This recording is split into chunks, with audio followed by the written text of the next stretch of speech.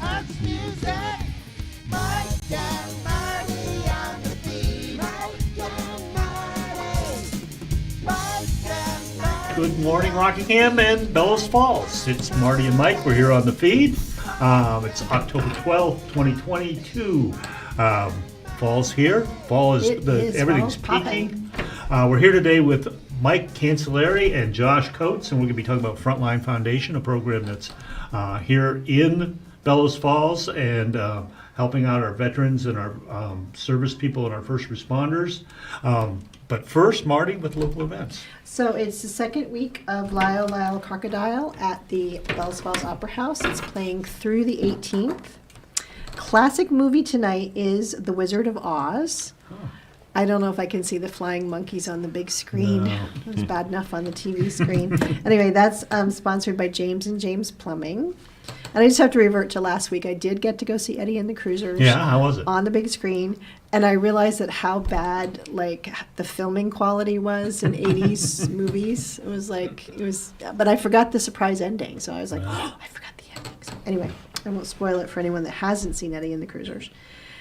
This week at Village Square Booksellers on Friday night at 7 p.m., Archer Mayer is going to be doing a book presentation, and I believe it is in Zoom capacity. So I know there's definitely a Zoom link. It wasn't clear to me whether it's Whether he's Zoom gonna be and there or in not. person. Okay. But anyway, if you go to the Village Square Booksellers, either their Facebook page, the Archer Mayer event page, or their website, you can get the Zoom link, and you can. He's talking about his newest Joe Gunther series book.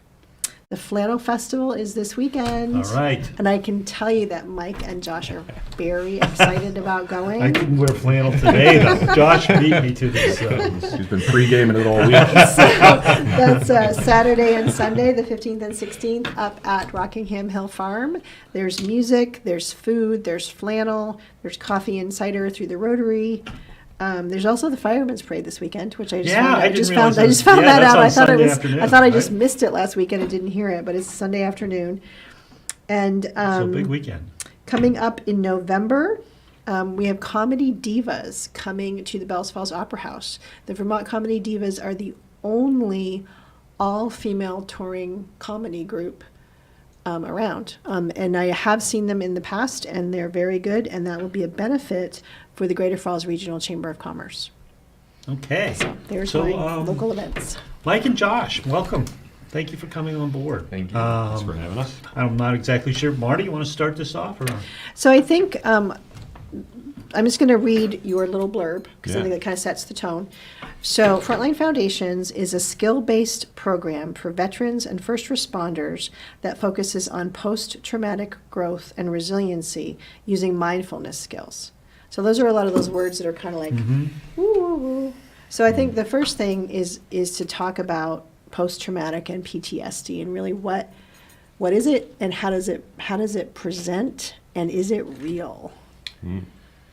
So, I can take that question. Post-traumatic stress disorder is something that you literally find in something called the DSM-5. It's a manual that gives all the mental health ailments that one can have.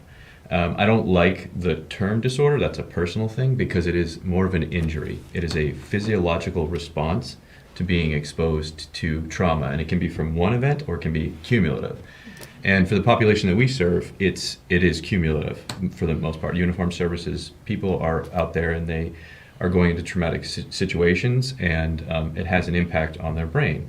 And basically, if I can sort of break it down as simply as I can, there is an animal part of our brain, and there's the prefrontal cortex. It's like that's what makes us human.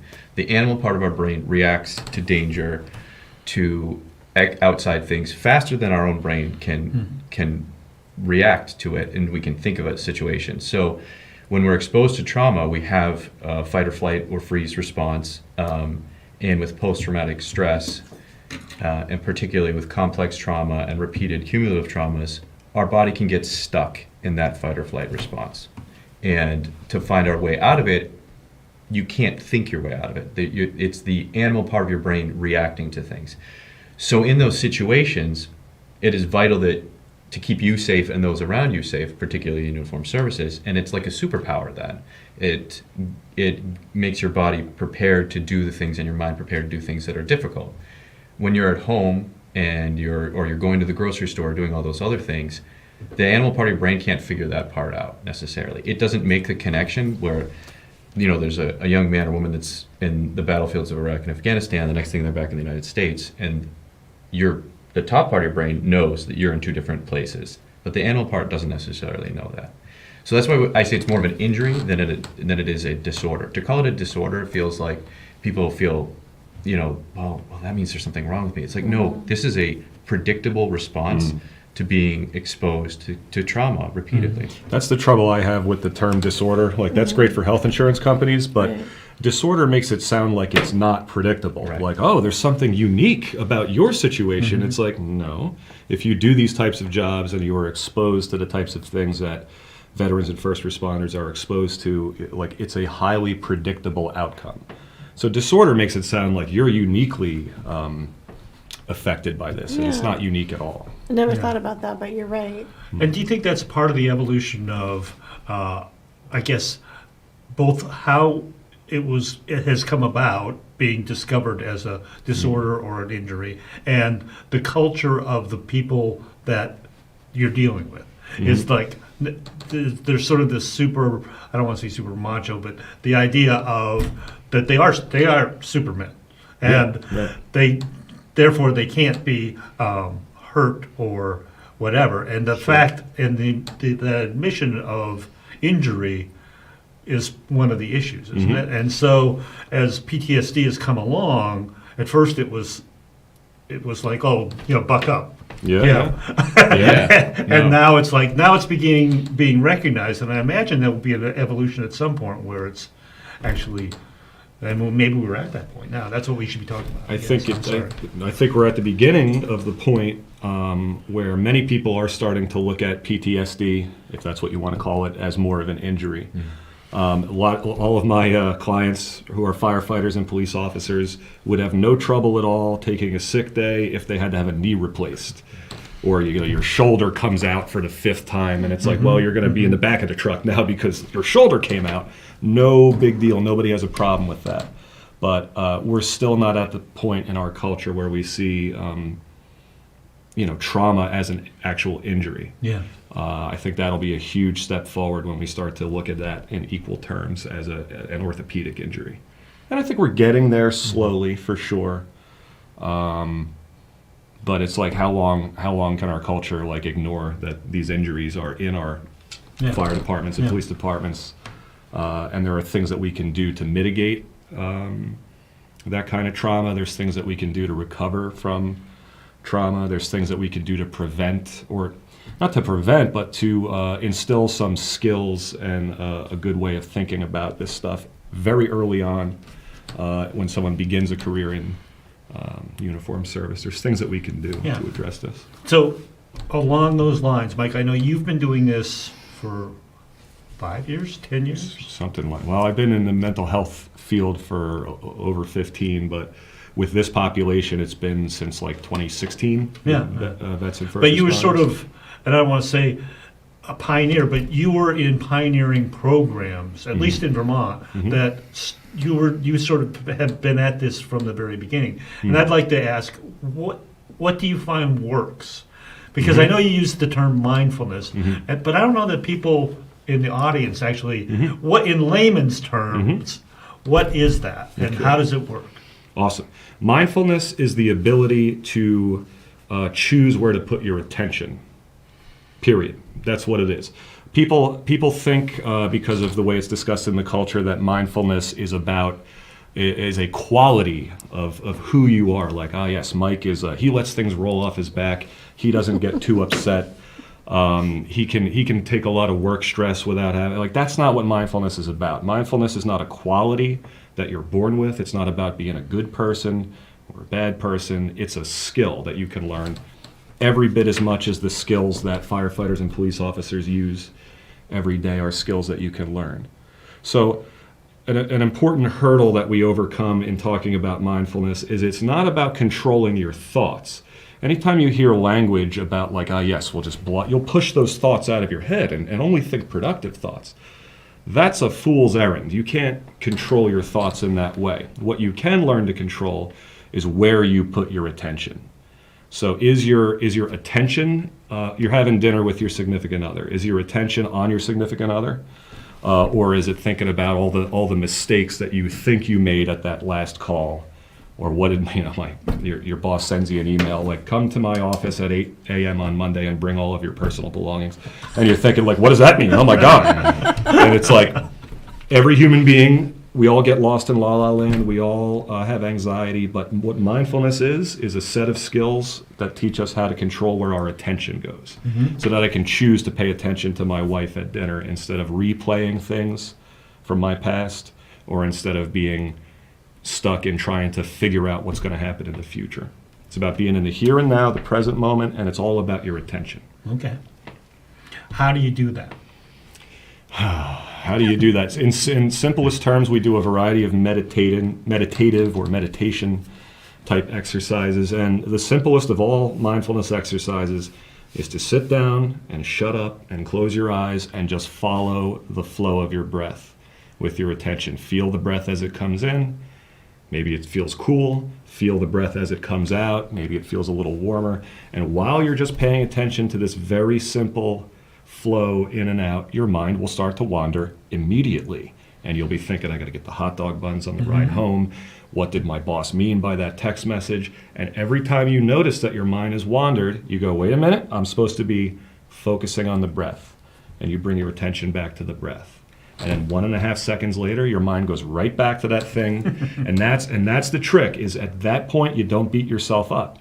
That's not a failure of the exercise, that is the exercise. Every time you notice your mind has wandered, you just come right back to the breath. And you get enough reps in.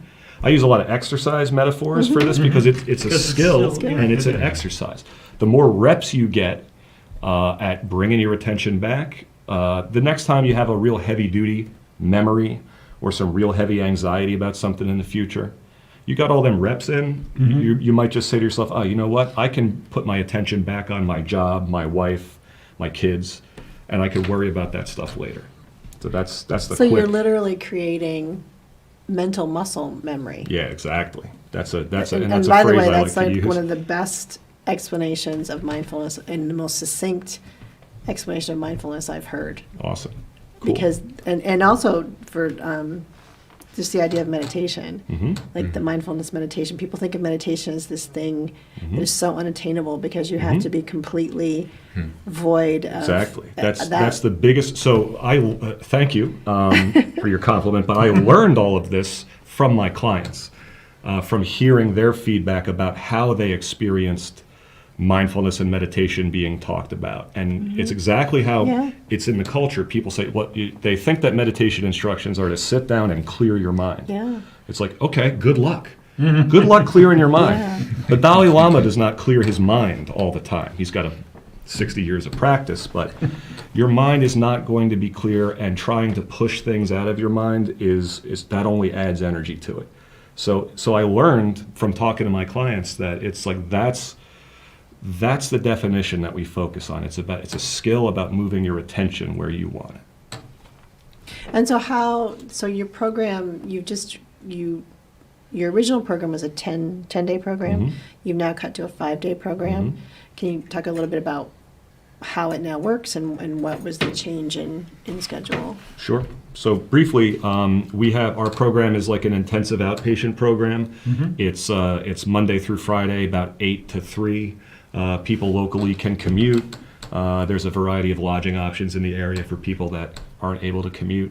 But it's inpatient, so you show up at 8 and you're out of there by 3.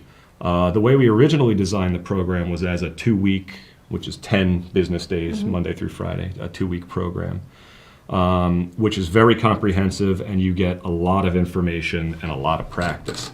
One thing that we've been noticing as we struggle to fill our chairs over the last couple of years is that the current climate for first responders very difficult.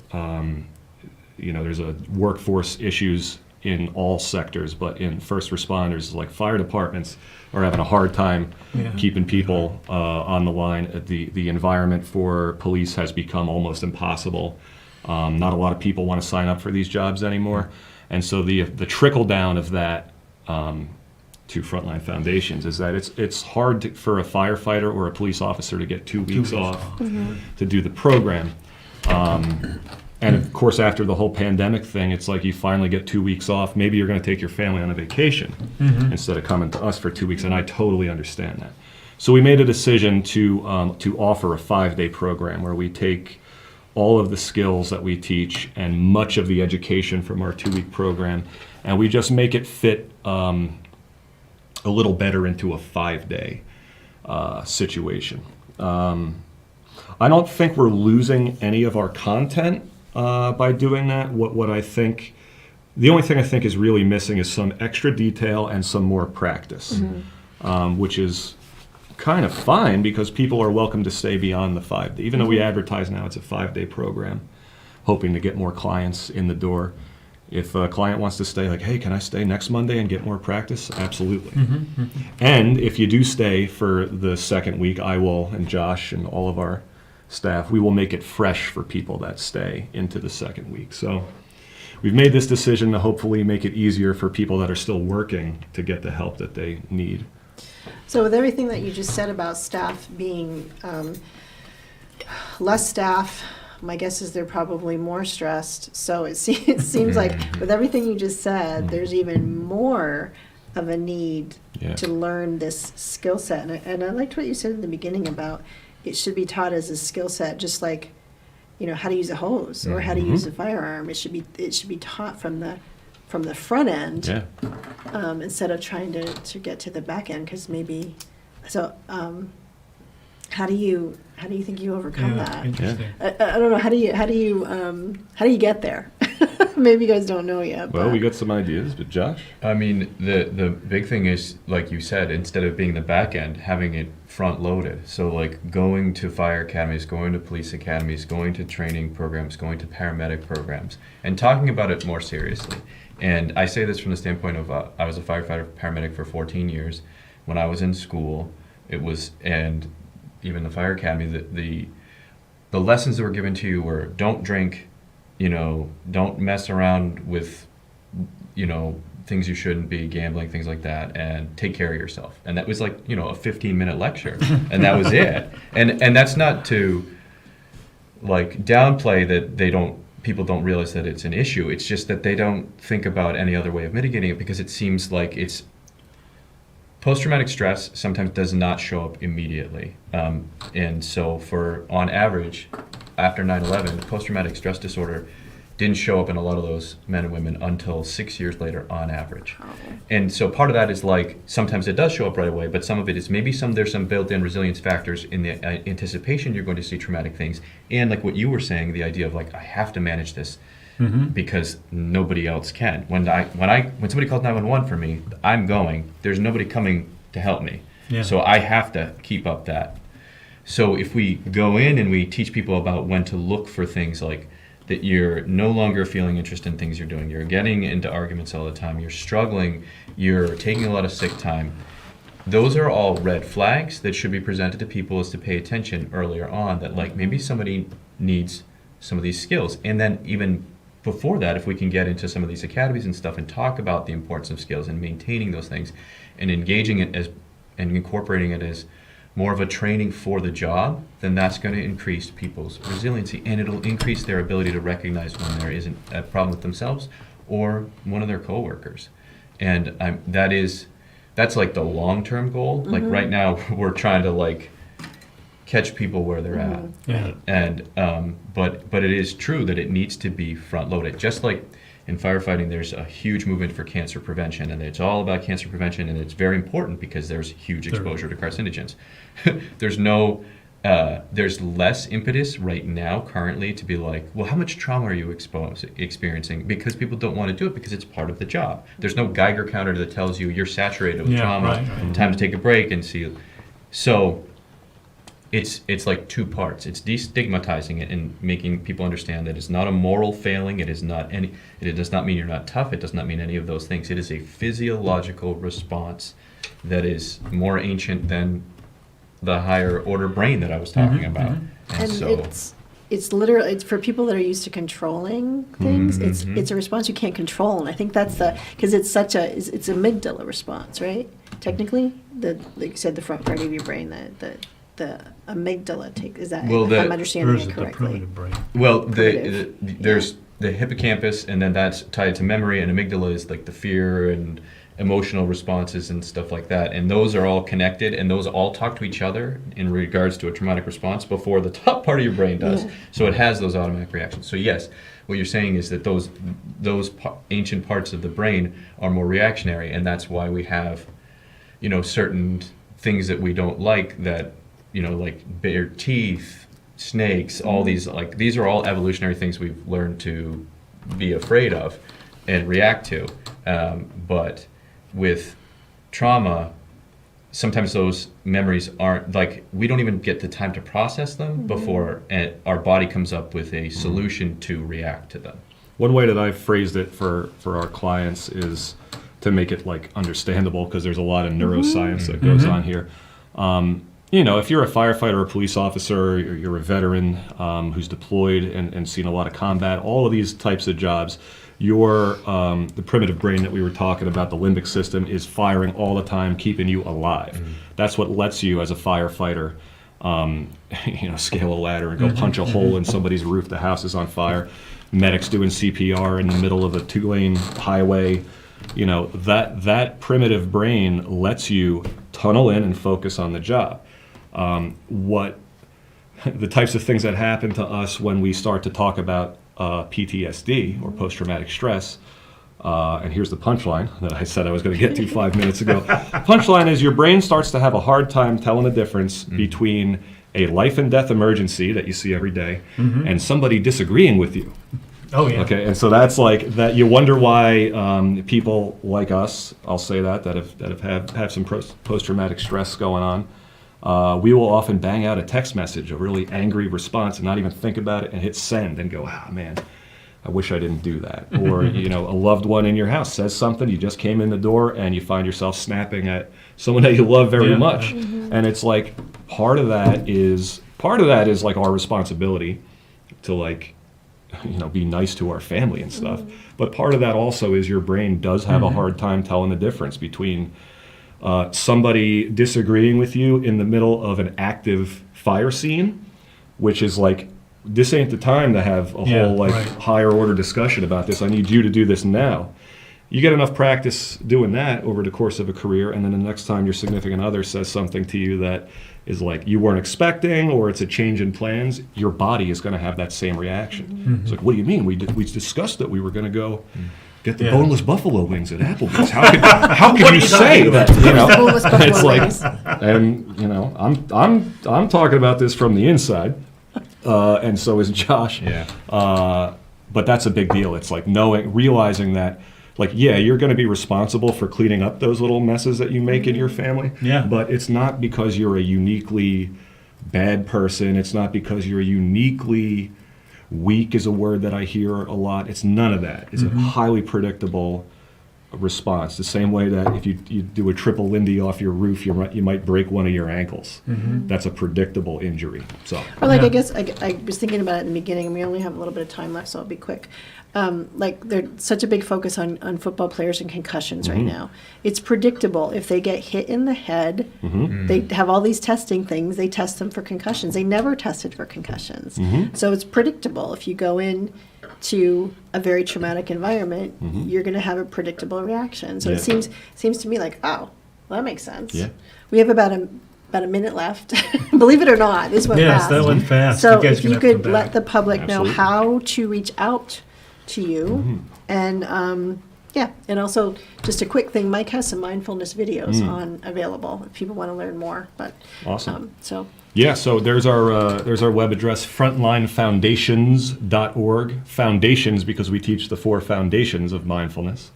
So frontlinefoundations.org is our website. There's a ton of information on there. There is a link on our website to my hilarious YouTube channel where I do these 2-3 minute videos from inside my truck talking about like how to deal with anger, what is mindfulness, all that kind of stuff. So check that out.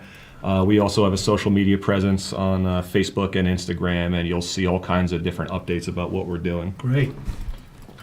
Good, thank you. I always learn something. I have to admit that this whole idea of front loading it, I think is an amazing idea. My daughter, just disclosure, is she just got her firefighter one, and she's going through, and she's done burn building. She's going to Las Vegas to do this rappelling thing this weekend. Cool. She had never once talked about mindfulness, and it's always these things, like we're going to whitewater rescue, burn, being in the building and it's burning, and all these things, but never, maybe I should be able to take a deep breath and move these things out of my mind. Yeah, that's an important So part. we definitely should have you guys back sooner rather than later, because I think we have a lot more to talk about. We didn't talk on it, but we are out of time. So Okay. unfortunately, community, we have to go now, but we'll see you again. Yes. I hope for you having guys us. come back. Thank you very much. Thank you.